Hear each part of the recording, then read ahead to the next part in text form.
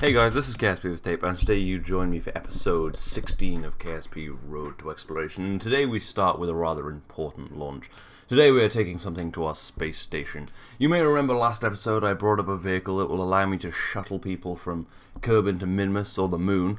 Well, there's also a fairly significant demand for people landing on the moon these days in the tourism industry. So today we're taking a reusable moon lander to orbit on our Pulsar 1 vehicle. No, Pulsar 2. I'm always going to get that confused because I never think of Pulsar 1. Anyway, so yeah, this is going to be part of revolutionizing and cheapening our tourism industry with our reusable rockets, our reusable space vehicles, and just basically making everything multi-use. This is actually going to be launched in two parts because this is just the lander, but to get to the moon we're going to need quite a lot more fuel.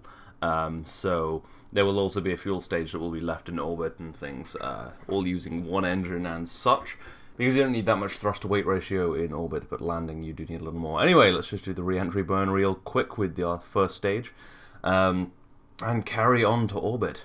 I don't know why I was switching back there, maybe just making sure that things were alive. Anyway, yeah, this is the lander, very simple design.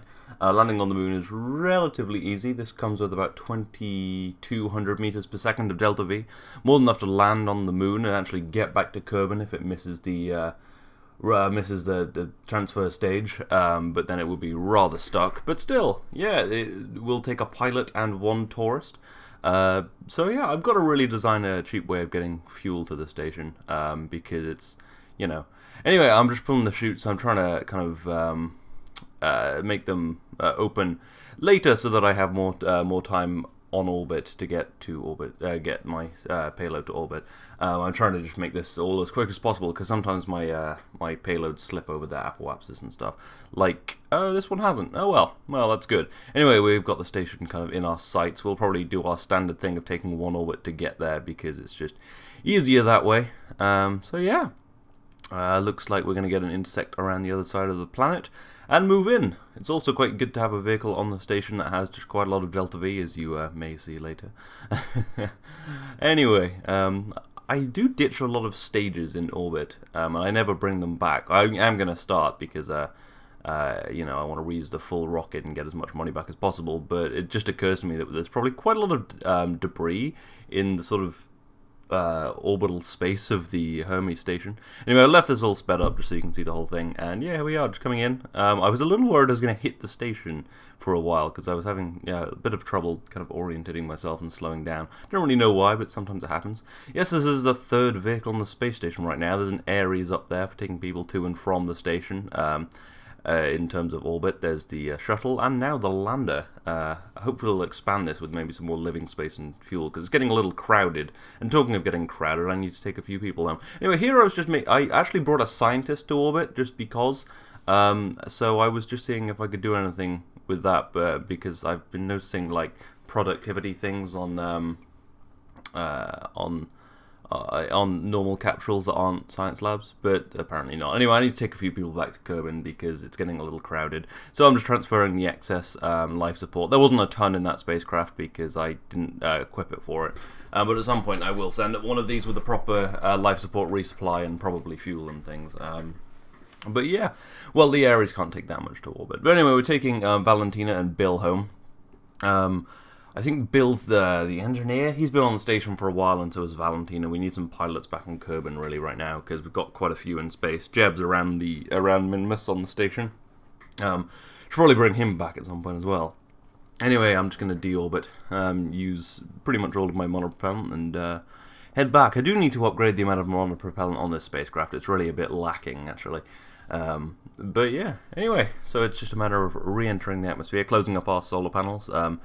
Of course, a while ago they changed it so the kind of lighter, unguarded solar panels can't close themselves, so I do have to use these for spacecraft such as this. Anyway, yeah, just a pretty standard descent. Annoyingly, this spacecraft isn't aerodynamically stable going backwards, which does make it kind of annoying because I have to keep kind of holding position. I should probably maybe add some wings or something to it. I'm not entirely sure, but anyway, there we go. Just drop right back onto the surface, pull our chutes, and everything will be good. Landing in the desert I rarely pick my landing sites for these, although I should, because this spacecraft is actually worth quite a lot of money. So if I land at the KSC, I'd get a significant amount of money back. But anyway, we are down, and that is good. But we have other station things to do. Yes, lots of station-y stuff, which is all interesting because, well, it's just quite fun moving between stations. Anyway, we're preparing the shuttle for its inaugural flight to Minmus.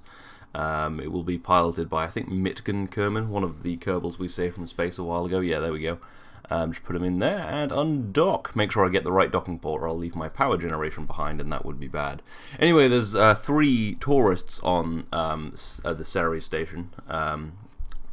And we want to bring, well, we can only bring 2 of them back at a time, but we're going to bring the one who wants to land on the moon back so we can test the whole kind of moon landy thing at some point.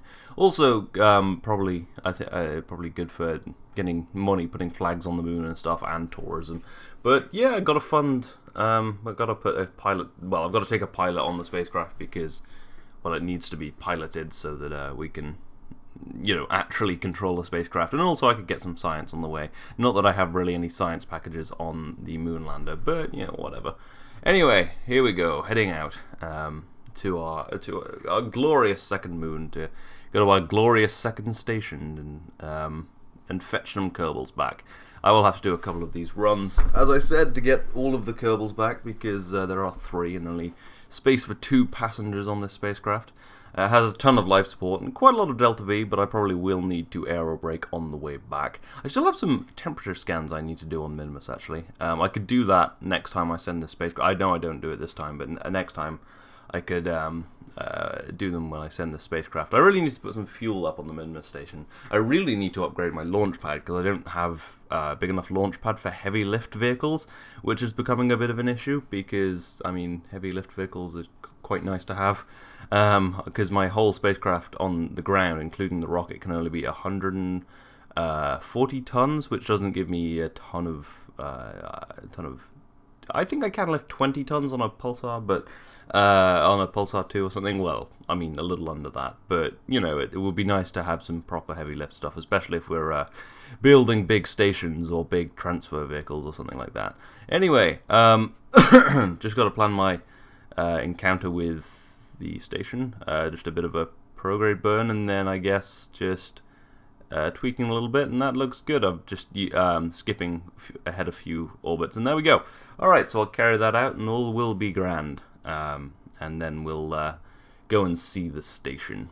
There's also not a ton of life support. You can see I've put an alarm clock that's Series 1 life support out. We have like 40 days, because it's at, I think, pretty much maximum capacity. Yeah, I think there's like 4 people on there right now, and it doesn't have a ton of life support because of mass constraints. I really should bring some more stuff for the station, but I only really put it in orbit a couple of episodes ago. So, anyway, let's move our way. And these people have been around the lonely moon for a while, and they're probably feeling a little abandoned. But here we are in our Ares 2 spacecraft, moving in, all still sped up. I like to do it like that because I usually do quite slow approaches because I like that sort of thing. Yes, the tiny little heart, sort of a station, pretty much just a spacecraft at this point, but it can be expanded. Anyway, here we are, and then just dock and fetch some Kerbals. Although we are going to stay here for a while because we have quite an important mission to do. As you can probably see in the alarm clock, I only have 6 days to get the launch away, really. Anyway, I tucked away one of my solar panels just in case it broke, just a standard protocol. But anyway, yeah, here we are. They should be fine for a little while because they have a lot more life support now, because Ares 2 is laden with life support. It was spinning for some reason. I'm not sure what that was about. But anyway, today, atop a Pulsar 2 vehicle, we launch a probe bound for Eve. Yes, today we're heading to Eve. We don't have a specific mission to go to Eve, but the window's not going to come around for a little while, so I did want to get a probe out there. Maybe we'll get a mission on the way to Eve, or maybe we'll just pay for it based on the kind of world first records we get that also give money without having to accept a mission. I'm just going to take that stage back and just let this flip. It was a bit of a terrible orbit because of it just wouldn't tip over that much, and also you know, it's a much lighter payload, so it's going much faster, which hopefully won't mean the first stage can't land, but you know, I guess we'll see. But it does mean we have a lot more time to get to orbit. So there we are, in orbit, and back to the Kestrel 2 probe, or the first stage of the pulsar, which is now descending towards Kerbin. And it is nice, we can take as long as we freaking want, because the probe up there is already in orbit, so yeah. Anyway, I was just setting up the parachutes to manually deploy, to automatically deploy, because I might not have communications, but I do, so I quickly disarm all of these parachutes, because I was pretty sure they would break if I did that, and then deploy them. I did lose one parachute, because I didn't unarm that one quick enough, but 5 parachutes should be more than enough to land. It's always advisable to bring more than you need. And there we go, yeah, a bit of a hard landing, but nothing broke, and we got back our 14,000 funds. But anyway, a little later, about a couple of days later, I have prepared myself a maneuver node where I will have communications with our orbital network, and I will be able to head on to Eve, 1,000 meters per second delta V burn, and then I think another quite a serious plane change later. But still, we'll probably get into orbit of Eve. Okay, apparently I've left some audio in there. I was really confused. I was like, where is that noise coming from? I'll have to cut that. Anyway, yes, so, what was I saying? Heading to, yeah, I didn't bring a lander at this time, to this. I was actually planning on dropping something into the atmosphere, but given that this is probably going to be funded mostly by, it looks like I'm going retrograde. Oh yeah, I do change it to go prograde around the planet. Anyway, yeah, we did carry out our burn. I know I kind of talked through it, but there we go. We are heading to Eve. That was very quick. I probably shouldn't have sped it up quite so much. But anyway, I did notice that this little probe, which I think it's ASE All-Seeing Eye 2, although it's probably named incorrectly. But anyway, I'm just gonna, this has slipped back into, it was around the back of the planet, but it slipped back into an orientation where I can actually control it, and I'm just gonna give it the correct orbital period. If you remember from either 2 episodes ago or last episode, I was repositioning satellites to give them the correct orbital period, because I was wrong about the rotational period of Kerbin. Weirdly, I thought it would be a day, but it's not. Anyway, there we go. So, that's all of our satellites here. We've got All-Seeing Eye 1, 2, and 3. There's quite a few satellites bunched here. I'll probably move them at some point. But anyway, so here we are, back at Minmus after that heading off to Eve. I didn't really have time to say farewell and see off the probe, because I have to get back here and transfer a bunch of crew around. I'm actually going to bring Jebediah Kerman back and leave Mitgan here, because I want Jebediah back on the ground, because he's one of our most important pilots. I'm going to top this all up with food and empty its waste. Well, not empty. I'm going to take out about half of its food and stuff. But anyway, yeah, so everything looks good. We've got our 2 tourists on board and Jebediah Kerman expertly piloting them back, which will probably be quite important. We got a bunch of world firsts for like rendezvousing and docking and stuff around Minmus, because, you know, every time you do anything around any planet, they're like, oh my god, you did it there? And I was like, yeah, it's basically the same, you know? And it's like, oh my god, that's crazy. Have some money. And I'm like, thank you. Yeah, it was way harder around Minmus, you know? I mean, all the freaking Minmus space snakes made docking way harder. Well, yeah, that is why this is different from when you did it around Kerbin. It's actually much easier to rendezvous around Minmus world first, people. Anyway, let's head on back. I'm going to be doing a pretty serious amount of aerobraking maneuvers to slow myself the hell down. It did take a very long time and got a little frustrating, so I'm not going to put in all of the aerobraking runs, because it did take a while to slow down enough, because I was being very, very careful, because I have a bunch of tourists on this and my most senior pilot.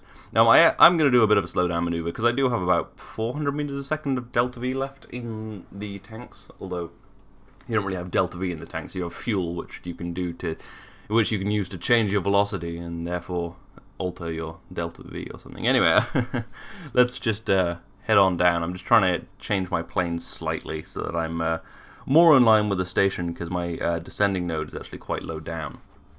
So yeah, I'm just gonna get myself down there and slow down mostly with the engines, and then do a bunch of aerobraking maneuvers. Oh, it looks like I'm doing an aerobraking maneuver now. Yeah, that's what was happening. Sorry, my whole voice just fell apart there.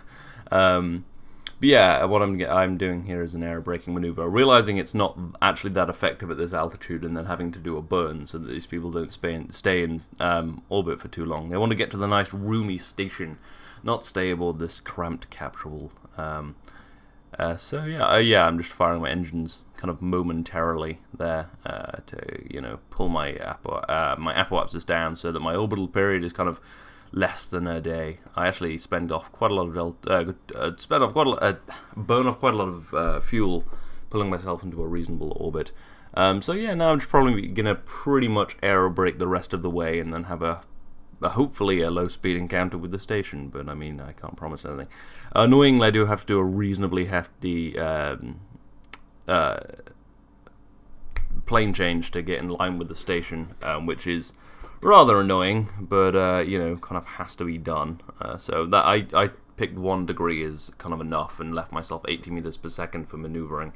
I do have a bunch of RCS as well, which I probably should have burned off first, because monopropellant is kind of a lower ISP fuel, so you want to burn that off first. But I need it for maneuvering, so I just didn't.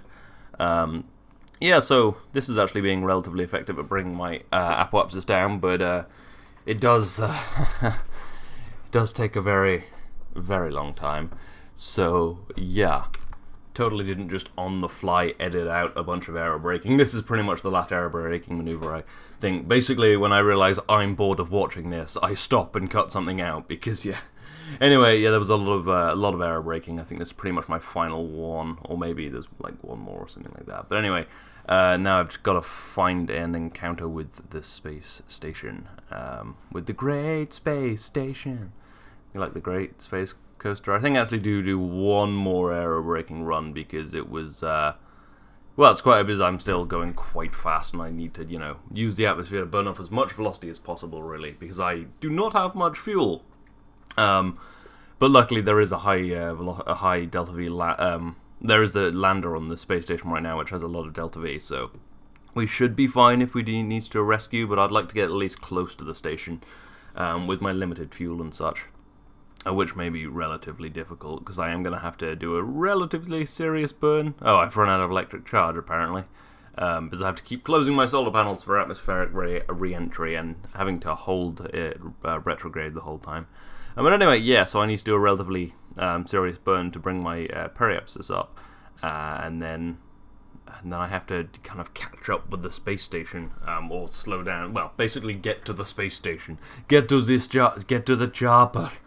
Yeah, looks like I'm going to get a pretty close encounter in quite a few orbits. I don't have enough fuel to be really... well, this is about as much fuel as I can possibly spend doing this, because I have about 87 meters per second left, and I'm spending most of it getting my encounter, and then I'm going to have to slow down somehow, mostly with RCS, I imagine.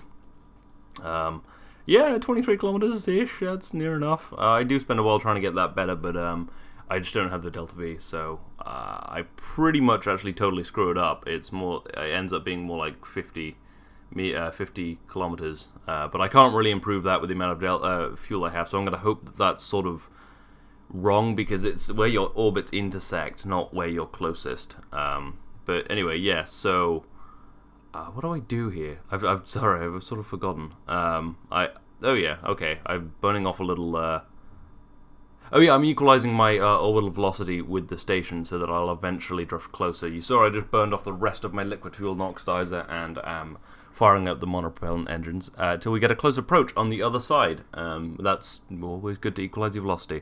And there we go. Moving in, I've got about 50 meters per second of relative velocity, and I'm just going to use the RCS to burn off as much of that as possible. And at this point I was like, what? And then I was like, no. At this point I was like, what do I do now? And then I was like, oh yeah, I have this lander on the station. For a second I thought I'd have to somehow use an Ares 1 spacecraft, like my pod for getting people to orbit. I was like, that literally won't work. And then I was thinking, maybe I move the whole space station. And I was like, oh yeah, I have a moon lander on the station. So anyway, I head over there quite hastily, way too hastily. I buzzed past it, and you probably didn't even see that, but I was very hasty at this point, because I'd spent about an hour aerobraking, and apparently that's not that fun. So, yeah, anyway, so let's just move into the Ares 2 spacecraft. It is in the dark, but I didn't really have any choice over that, given that I had no fuel. So, anyway, here we are. Finally home. Well, sort of home. I mean, some of them will probably be going back on the next Ares flight, and one of them will be going to the moon on this lander. The lander will have much less problem with Delta V because I'm bringing up a big fuel tank to strap on its nose when it goes places. So yeah, anyway, just got to maneuver back into the station. I was quite far away, but it's fine. I have tons of Delta V. So yeah, here we are. Just deposit the Ares 2 at the Hermes station. So yeah, this actually works quite well, I have to say. I mean, maybe in the future I'll try and be a little more efficient and do a little less aero braking. But, you know, for now it's fine. Give the Ares 2 a little bit of RCS and move into the Hermes station. Now, I will need to bring a resupply to this Hermes quite soon because I am burning through its liquid fuel at liquid fuel and oxides at an alarming rate, and I do need to bring somewhere to store an actual amount of monopropellant because right now I'm pretty much making do with what can be stored in the pods, and that's not always so great. But anyway, this is the end of the episode. It's a bit action-packed, really. I hope you've enjoyed it. I hope you're looking forward to going to Eve and doing more crazy station jumping. This has been KSP with Tape. I'll see you next time.